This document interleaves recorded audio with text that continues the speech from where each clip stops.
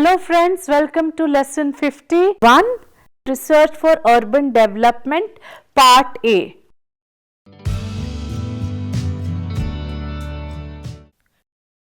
After completion of this lesson, you will be able to understand the broad framework of research for urban design, planning and development. You will be able to comprehend the role of quantitative research in urban design, planning and development.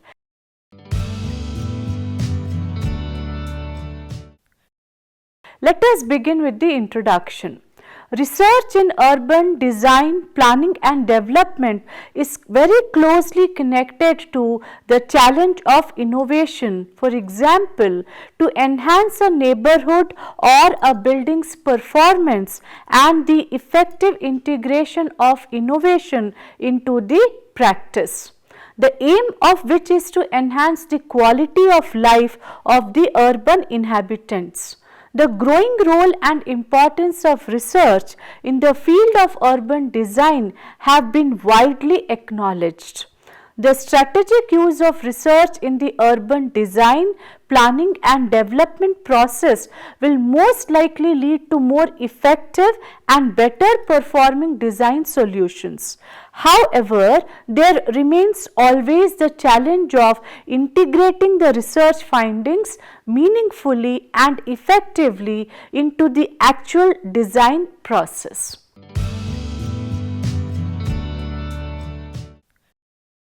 Let us discuss about research for urban development. We have discussed research methods widely used in urban sociology in lesson 3. The present and the succeeding lesson is elaboration of the research in more specific terms of quantitative and qualitative approach. Urban design, planning and development is by nature an interdisciplinary activity, and the challenges of the cross-disciplinary design research can inform any design process positively. It is key to formulate a compelling research question early that is based on a preliminary precedent analysis and a thoroughly conducted literature review. This can include comparative case studies that compare the effectiveness and performances of the various types of neighborhoods or buildings against an established benchmark or a baseline. Research refers to conducting a systematic investigation of some kind, which includes selecting the most suitable method from different types of research such as quantitative or qualitative research methods. A method is a particular procedure for approaching and also accomplishing the research challenges.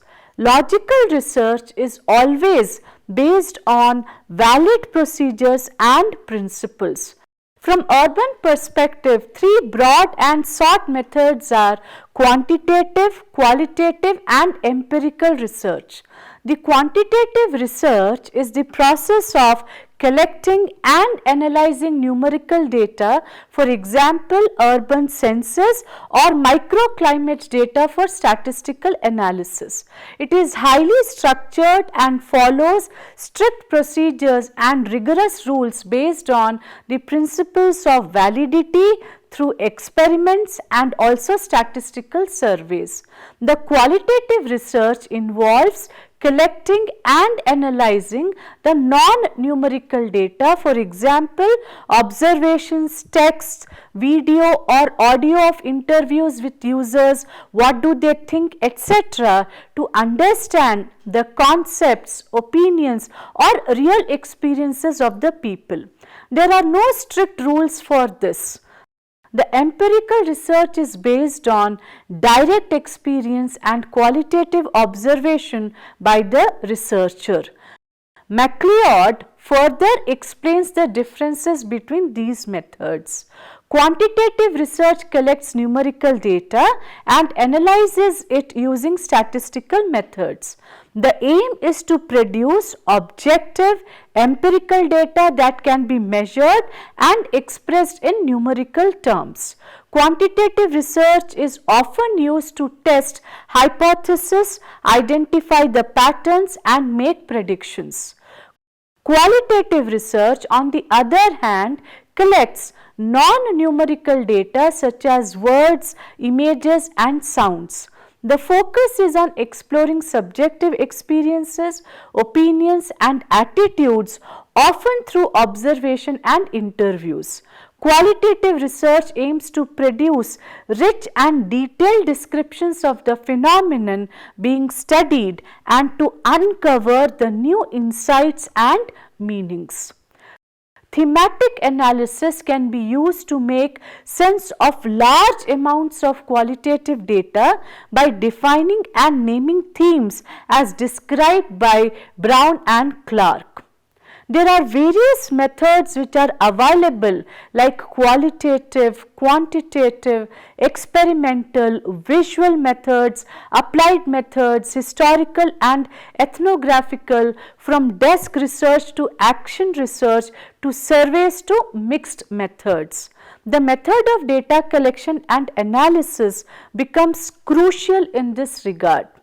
Will the researcher conduct interviews with users, or will they carry out archival research or find other ways to gather relevant new data are important considerations. Some of the key steps that the researcher has to follow includes these aspects. Framing the research problem, that is, which type of environmental performance will be examined. Secondly, developing a compelling research question and a related hypothesis, which is followed by conducting the literature review and then selecting the different data collection methods. The different research approaches and multi-method research by combining different methods, selecting the most suitable methods according to the theme, structuring the research procedure and reporting on the findings of the study. In urban settings, both quantitative and qualitative research offer its respective advantages and limitations. In qualitative study, the research question drives the purpose of the research through the identified knowledge gap and also the selected methodology for collecting and analyzing the performance data. Once the researcher has identified the research problem, the next step is to articulate the problem in such a way that is carefully phrased and represents the goal of the research effort, the formulation of the research aims and objectives to produce the results. The research question might be combined with a hypothesis. A hypothesis is a logical supposition, a reasonable guess and a kind of a educated conjecture to address the research problem. The researcher in urban studies will also need to develop a very clear understanding of the limitations of the problem, that is, the exact performance aspect. Few research problems might be very ambitious, or it can be too complex or require unreasonable resources for their investigation in terms of time, funding, logistics, data or also equipment. A statement is needed that explains how the researcher will deliver the results which have been promised. If problem is too large or complex, the researcher can think of reducing the range of the problem to a point where the problem becomes feasible in terms of study simply by setting narrow limits for the problem. Researcher can also choose to focus on only a part of the problem instead of the entire problem. Breaking the problem down into several smaller sub-problems is also one of the ways. While other approaches focus on understanding the problem and identifying a possible solution, urban applied research is more practice related and it focuses on developing a specific solution to the urban concerns and problems. Integrating research into urban design practice is therefore essential for developing and applying the new knowledge and also findings in a better performing solutions.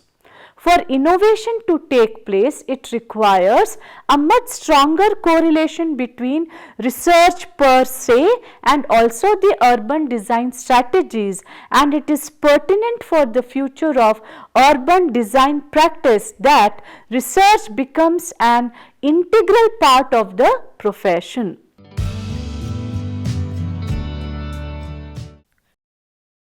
Let us now discuss in detail about quantitative research. Urban planning and design play a pivotal role in shaping the built environment that surrounds us. To make informed decisions and create sustainable urban spaces, planners and designers require a robust foundation in research methodologies. Quantitative research methods are an important part of these approaches because they can be used to gather, analyze and also make sense of data to a great extent. Quantitative research involves collecting and analyzing the numerical data as we discussed in the initial part. It is ideal for identifying trends and averages, making predictions, testing relationships and also generalizing the results for larger populations. This method is widely used in natural and social sciences such as biology, chemistry, psychology, economics, sociology, marketing and others. It is a systematic investigation of phenomenon by gathering a quantifiable data and performing statistical, mathematical or computational techniques. In this research method, researchers and statisticians deploy various mathematical frameworks and theories that pertain to quantity under the question.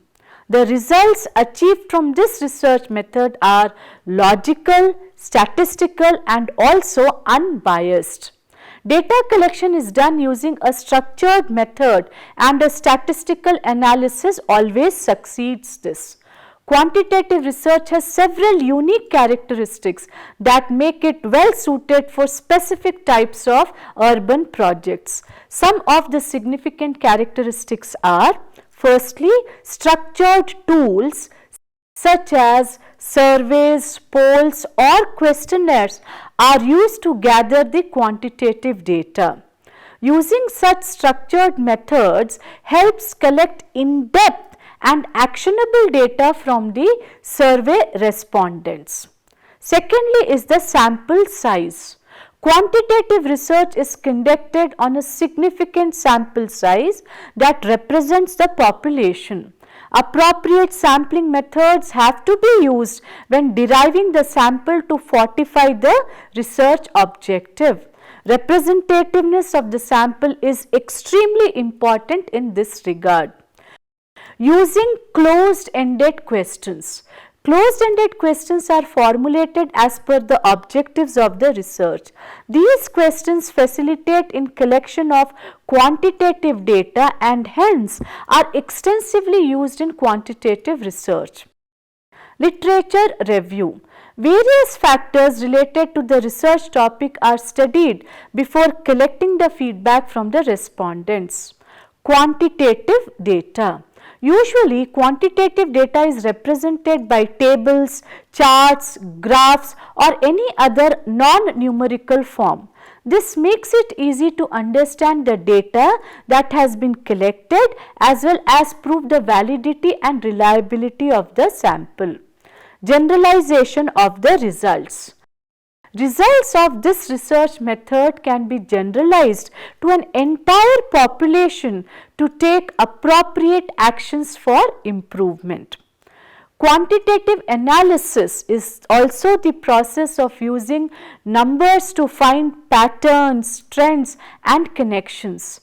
In urban planning and design, quantitative study methods provide a structured way to look at things like population density, transportation systems, land use, economic indicators and the way people interact with each other.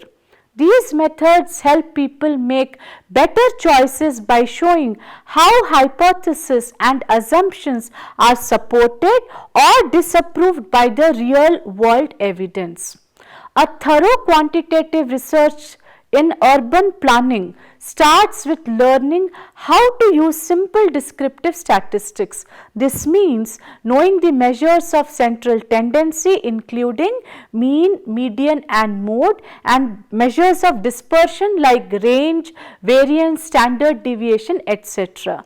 With this information, urban planners and designers will be able to summarize and also explain the complicated information more clearly.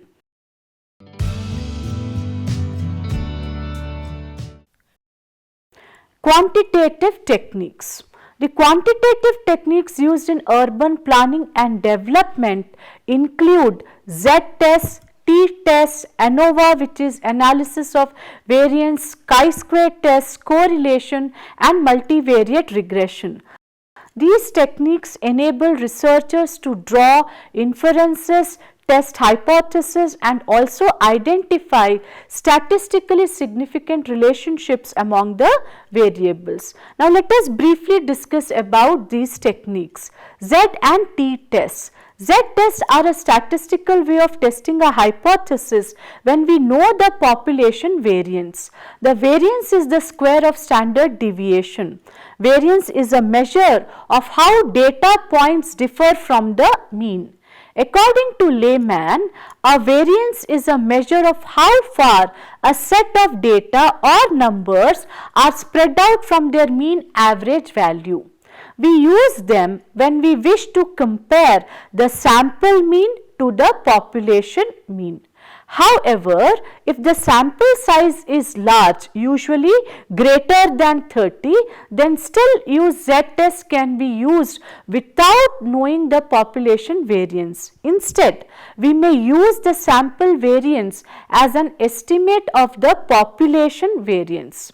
These are some of the conditions for using this type of test. Firstly, the data must be normally distributed. Secondly, all the data points must be independent. Thirdly, for each sample, the variances must be equal. Z-tests are a statistical way of testing a null hypothesis when either we know the population variance or we do not know the population variance. But our sample size is large, that is greater than 30. If we have a sample size of less than 30 and do not know the population variance, we must use a t-test. Further, it is assumed that Z statistic follows a standard normal distribution. In contrast, the T statistics follows the T distribution with a degree of freedom equal to n minus 1, where n is the sample size. It must be noted that the samples used for Z-test or T-test must be independent sample and must have a distribution identical to the population distribution. Usually, two sample Z-test is performed when we want to compare the mean of two samples. When we talk about ANOVA or analysis of variance, it is a test for differences among the means of the population by examining the amount of variation within each sample and is also relative to the amount of variation between two different samples. Analyzing variance tests the hypothesis that the means of two or more populations are equal. In a regression study, analysts use the ANOVA test to determine the impact of independent variables on the dependent variable. The most common method of performing an ANOVA test is one-way ANOVA. The one-way ANOVA means that the analysis of variance has one independent variable. We can use one-way ANOVA to see if there are any significant differences between the means of the independent variables. When we know how each of the independent variables mean differs from the others, we can figure out which of them is linked to the dependent variable and start to figure out what is driving that behavior. The two-way analysis of variance is a variation of the one-way analysis. There are two independent variables in this particular equation, hence the name is two-way.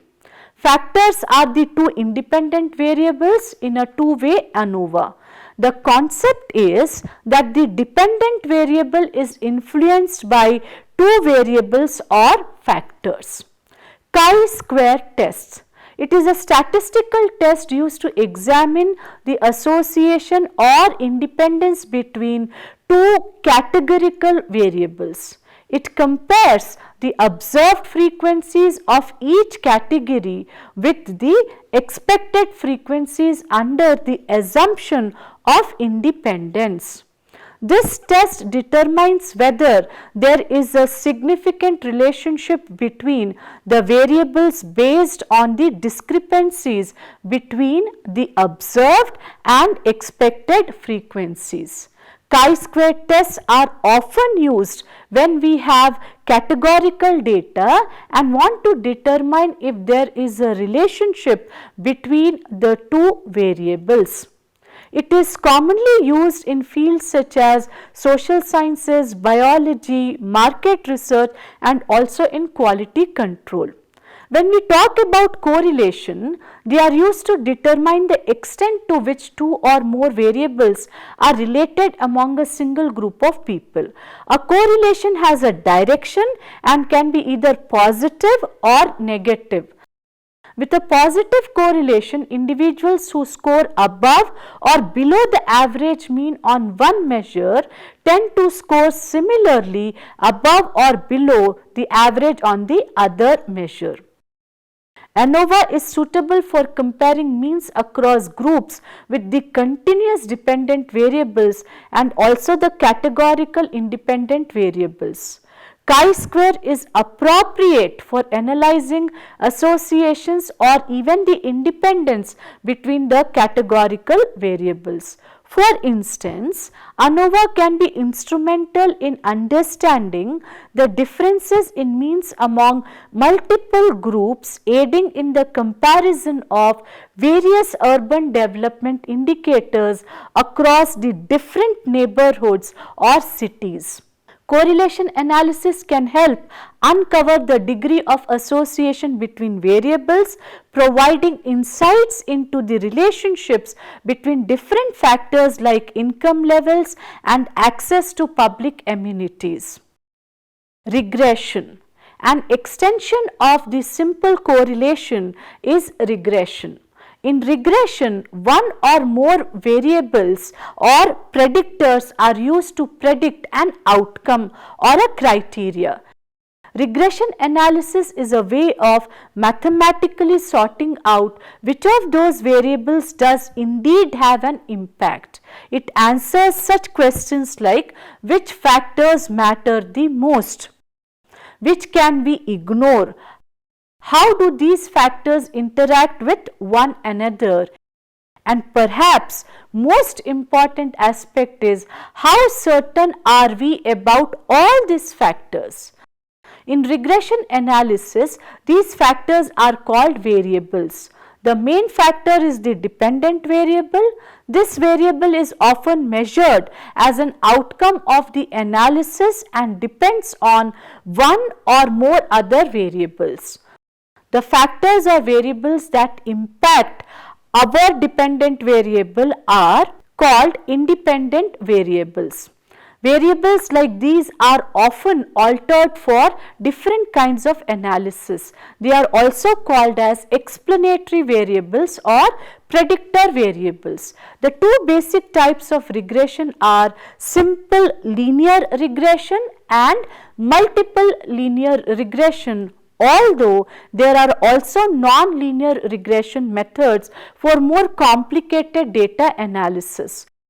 Simple linear regression uses one independent variable to explain or predict the outcome of the dependent variable y, while multiple linear regression uses two or more independent variables to predict the outcome while holding all others constant. Generally, regression analysis is used to try and explain a particular phenomena, predict future events, optimize the manufacturing and delivering processes, and also resolve errors and provide new insights in statistical analysis. Regression is used to identify the associations between variables occurring in some data. It can show both the magnitude of such an association and also determine its statistical significance, that is, whether association is likely due to chance. Regression is a powerful tool for statistical inference and has also been used to try to predict the future outcomes based on the past observations. In most cases, simple linear regression analysis cannot explain the connections between the data. As the connection becomes more complex, the relationship between the data is also better explained using more than one variable. Multiple regression analysis describes a response variable using more than one predictor variable. It is used when a strong correlation between each independent variable has the ability to affect the dependent variable. Friends, you might find all these mathematical terms very complicated and difficult, but kindly refer the references. I will give you the links of various YouTube channels where you can also see how all these things can be computed easily. So, please do not worry, and if you understand the things conceptually, you will be very comfortably able to understand its computation as well.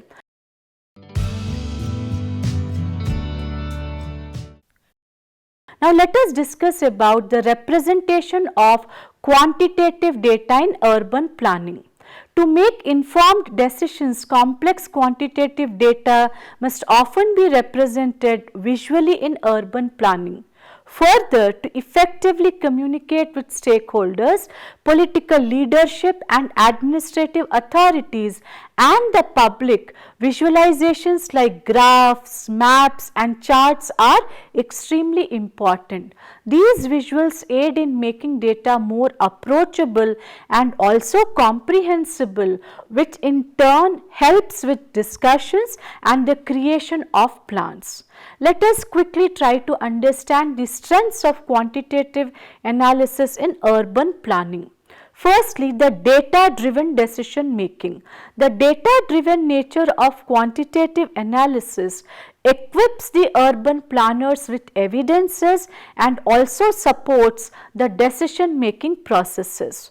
Policymakers can rely on statistically significant results to justify the resource allocation, different kinds of infrastructure development and also social programs. This leads to more informed and also transparent governance to a great extent.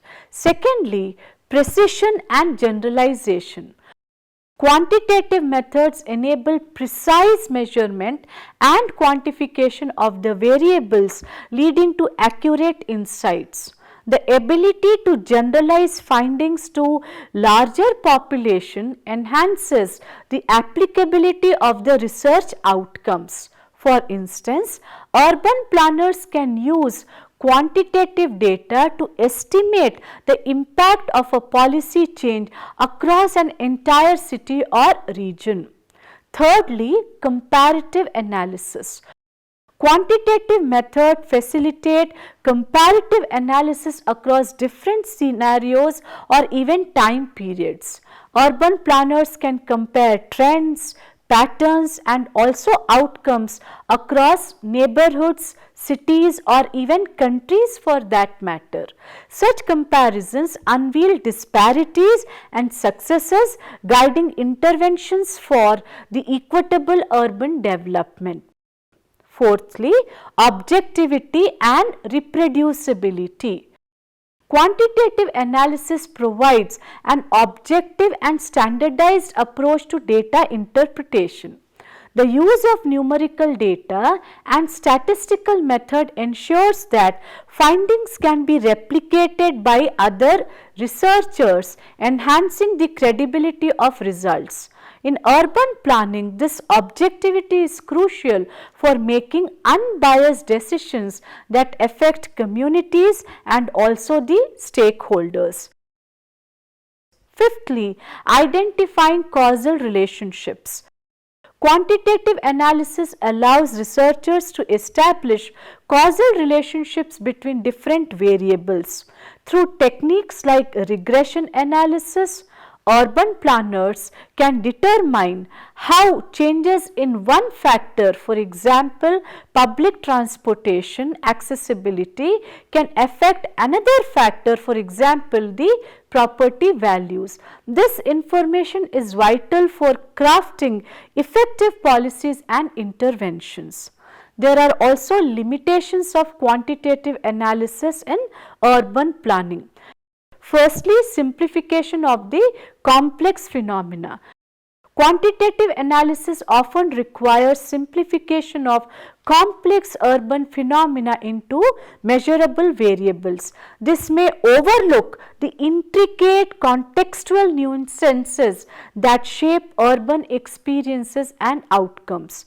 Factors like cultural influences or even the qualitative aspects might be missed, leading to an incomplete understanding. Further, the another aspect is limited contextual understanding. Quantitative analysis might provide statistical relationships without offering a deeper understanding of why those relationships exist. It lacks the ability to capture the intricate context that qualitative methods can provide, potentially leading to the misguided interpretations. Thirdly, dependency on data quality. The accuracy and reliability of quantitative results heavily rely on the quality of data collected. Inaccurate, incomplete or non-representative data can lead to flawed conclusions and decisions. The urban planners must ensure that data sources are trustworthy and comprehensive to avoid misleading outcomes. Fourthly, assumption of linearity. Many quantitative methods assume linear relationships between different variables which may not accurately represent the complex urban systems.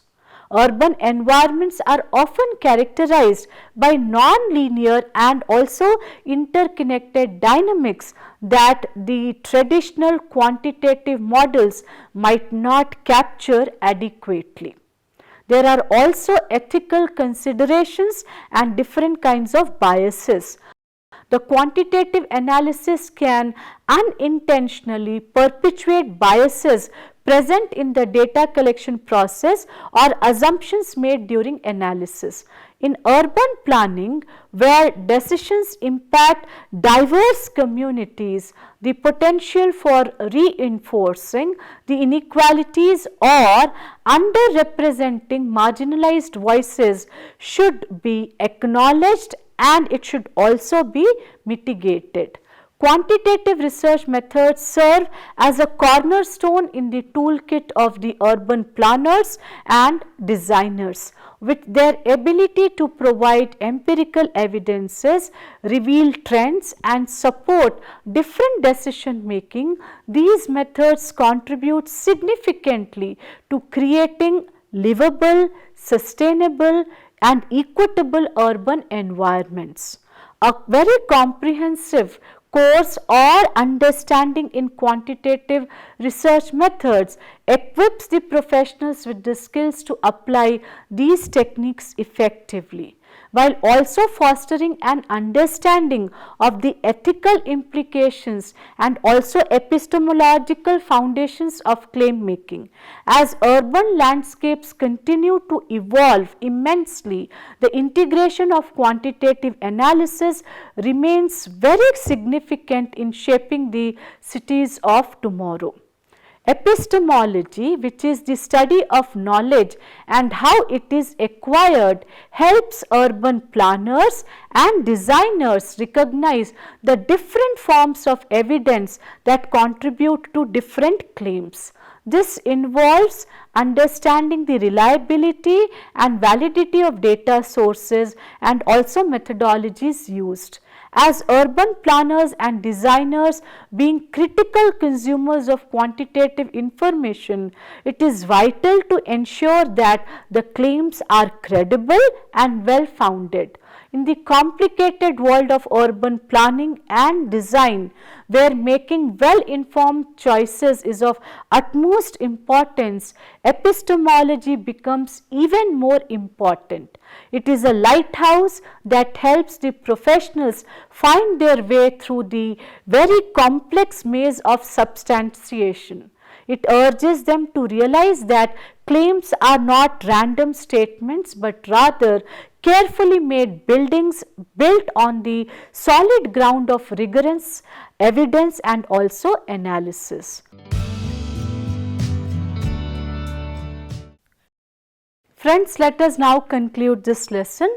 In the future, urban designers will need to be better trained in the skills with which to gather, assess, record and comparatively evaluate the relevant information and data on the performance of different urban project scenarios to support conclusions for a specific project proposal. It can be a place, a group of buildings or even a proposed neighborhood for that matter. Currently, most architects, designers and planners lack these skills and have received little or no training in thoughtful considered data collection that could help their work be more innovative and perform better, including the synthesis of research findings for the development of very meaningful conclusions that could inform and also guide the performances of their projects positively and also optimize positive impact.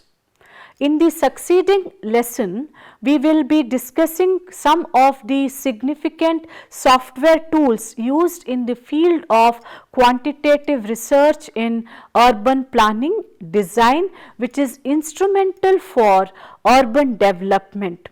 We will also try to understand about the qualitative research approach towards the urban development and also design, which overall leads to strengthening of the cities. Thank you.